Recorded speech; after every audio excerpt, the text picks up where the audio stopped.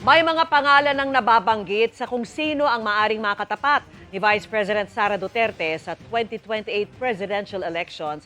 Pero sabi po ng Liberal Party, wala mang pinalpang desisyon, malinaw daw sa oposisyon na dapat iisa lang ang kandidato ng oposisyon. May mga babala rin laban sa pakikipag-alyansa sa kampo ni Pangulong Bongbong Marcos. At nakatutok si Joseph Moro. Matapos maghayag ng kanyang planong tumakbo bilang Pangulo, ang tanong ngayon, sino-sino ang magiging katapat ni Vice President Sara Duterte? Pinalulutang man ng ilang sektor ang pangalan ni dating Vice President at ngayon Naga City Mayor Leni Robredo, sabi ng mga kalado niya sa Liberal Party, wala pang nakaukit sa bato. Ayon kay Liberal Party President Erin Tanyada III, magkakaroon daw sila ng malawakang konsultasyon para rito at marami pa ang pwedeng mangyari bagong eleksyon 2 taon mula ngayon. Pero sa ngayon, lumulutang din daw ang mga pangalan ni Senadora Risa Ontiveros at Senador Bam Aquino.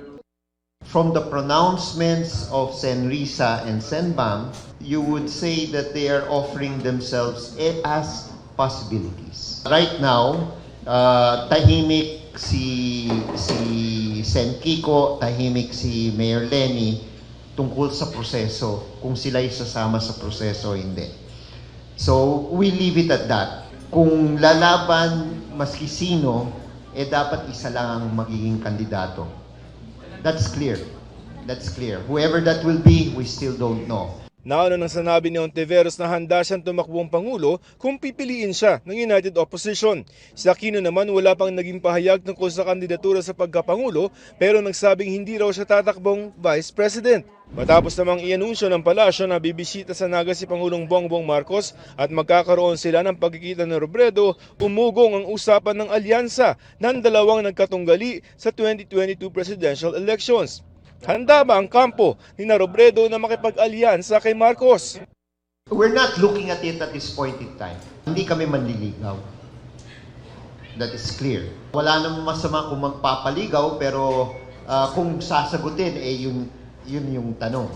Sabi naman ni Senador Kiko Pangilinan, bago pa man ang anunsyo ni Vice President Duterte, nakaplano na ang magiging pagkikita ni Robredo at Marcos. Sa Sabado, pupunta ang Pangulo sa Naga City kung saan Mayor si Leni Robredo na tumakbo sa pagkapangulo kontra kay Marcos noong taong 2022. Ayon sa Malacanang, inspeksyon daw ito ng proyektong Oplan kontra baha at hindi panliligaw.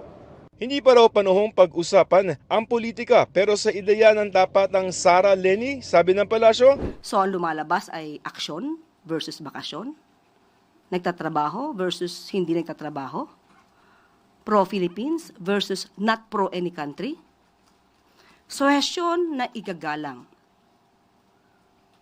patawad, pero hindi napapanahon. Pero ang Labor leader na si Atty. Lucas Espiritu may babala sa pakikipag-alyansa sa mga Marcos. It is a kiss of death.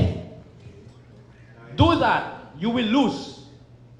Imagine mo sinking ship, doon ka ngayon sumakay sa sinking ship, nilulubog ka, kain suka. Ganito rin ang tingin ni Caloocan 2nd District Representative at Deputy Minority Leader Egay Erice na isa sa una nagpalutang sa pangalan ni Robredo. Siyempre po, tatanungin kami, bakit kayo nakipag-alyansa?